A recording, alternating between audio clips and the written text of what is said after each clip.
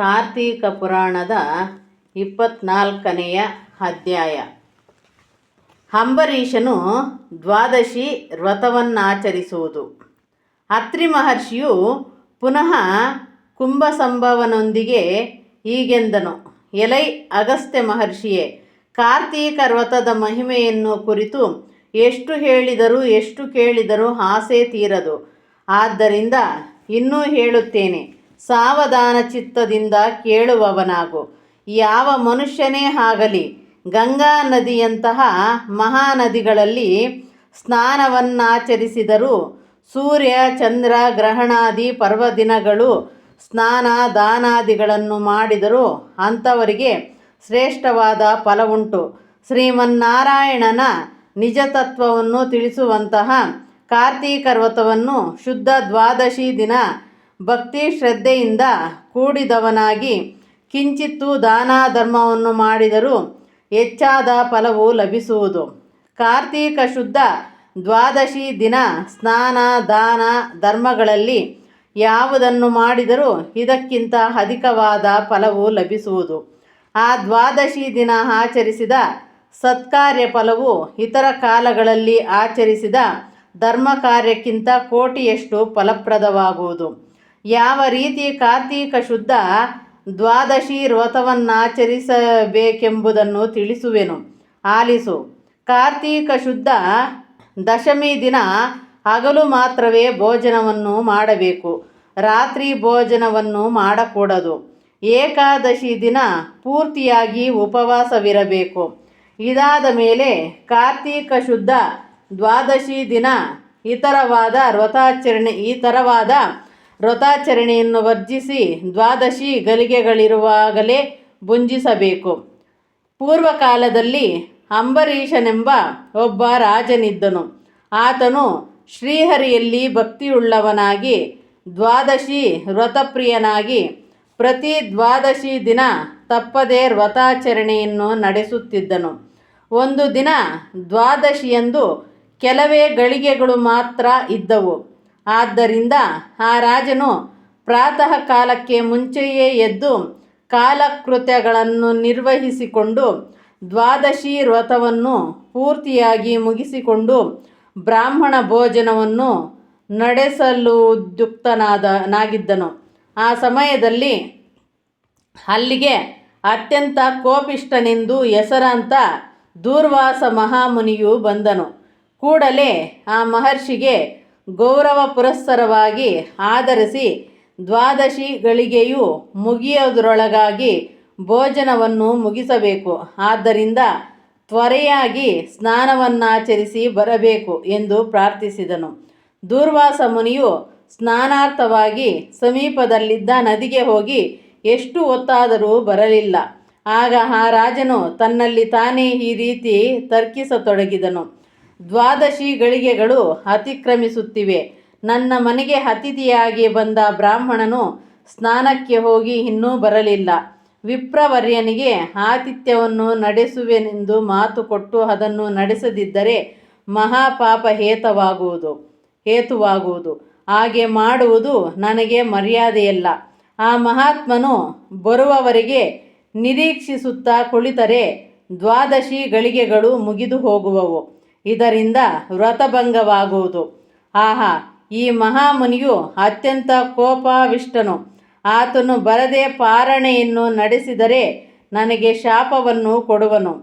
ಈಗ ಏನು ಮಾಡುವುದಕ್ಕೂ ನನಗೆ ದಿಕ್ಕೇ ತೋಚದಂತಾಗಿದೆ. ದ್ವಾದಶಿ ಗಳಿಗೆಗಳು ದಾಟಕೂಡದು. ಬ್ರಾಹ್ಮಣನು ಭುಂಜಿಸದೆ ನಾನು ಭುಂಜಿಸಕೂಡದು.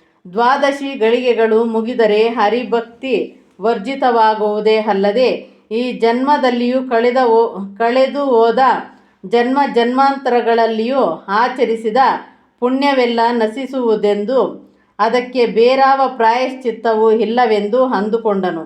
ಮುನಿಯು ಬರದೆ ನಾನು ದ್ವಾದಶಿ ಪಾರಣೆಯನ್ನು ಆಚರಿಸಿದರೆ ನನಗೆ ಶಾಪವು ತಪ್ಪದು. ಆದರೂ ಬ್ರಾಹ್ಮಣ ಶ್ರೀಹರಿ ಎಂಬ ಇಬ್ಬರಲ್ಲಿ ಶ್ರೀಹರಿಯೇ ಶ್ರೇಷ್ಠ.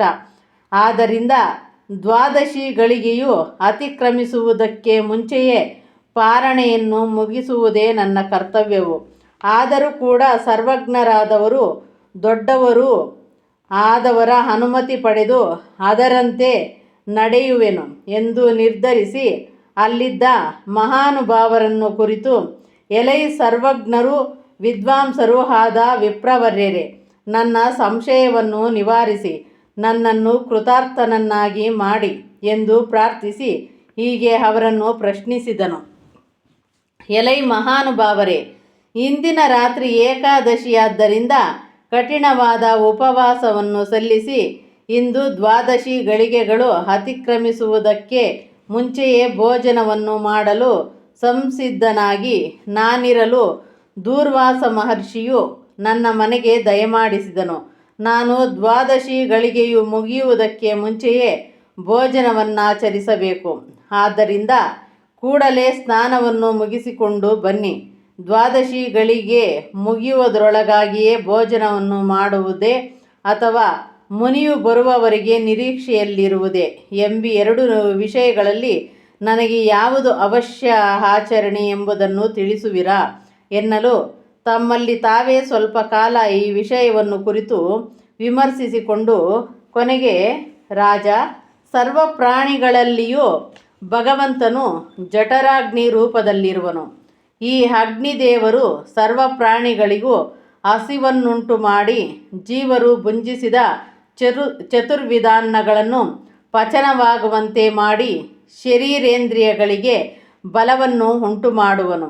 ವಾಯುವಿನಿಂದ ಅಗ್ನಿಯು ಪ್ರಜ್ವಲಿಸುವಂತೆ ಪ್ರಾಣವಾಯುವಿನಿಂದ ಜಠರಾಗ್ನಿ ಪ್ರಜ್ವಲಿಸಿ ಹಸಿವು ಬಾಯಾರಿಕೆಗಳನ್ನುಂಟು ಮಾಡುವುದು. ಇದರ ನಿವಾರಣಾರ್ಥವಾಗಿಯೇ ಅನ್ನ ಪಾನೀಯಾದಿಗಳನ್ನು ಉಪಯೋಗಿಸುವೆವು.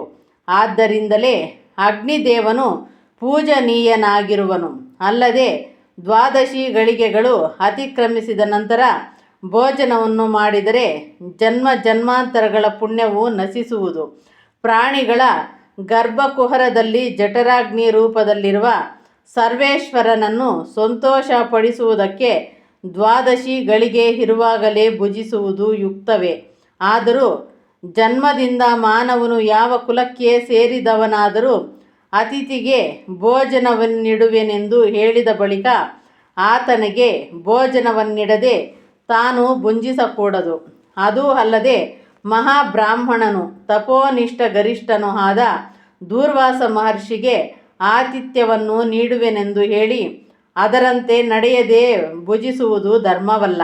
ಈ ವಿಧವಾಗಿ ಬ್ರಾಹ್ಮಣನಿಗೆ ಅವಮಾನವನ್ನು ಮಾಡಿದ್ದೇ ಆದರೆ ಇಹಲೋಕದ ಆಯುರ್ಭಾಗ್ಯವನ್ನು ಕಳೆದುಕೊಳ್ಳಬೇಕಾಗಿ ಬರುವುದಲ್ಲದೆ ತಾನು ಇದುವರೆಗೂ ನಡೆಸಿದ ಸತ್ಕಾರ್ಯಗಳ ಫಲವೂ ಕೂಡ ನಶಿಸುವವು.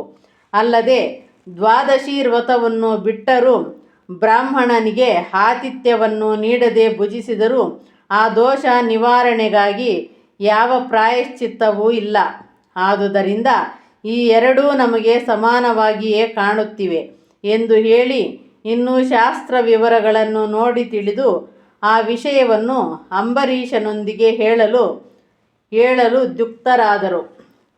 ಸ್ಕಾಂದ ಪುರಾಣಾಂತರ್ಗತ ಕಾರ್ತೀಕ ಪುರಾಣದಲ್ಲಿ ಅಂಬರೀಷನು 12 ವ್ರತವನ್ನಾಚರಿಸುವುದು ಎಂಬ 24ನೇ ಅಧ್ಯಾಯವು ಸಂಪೂರ್ಣವಾದುದು.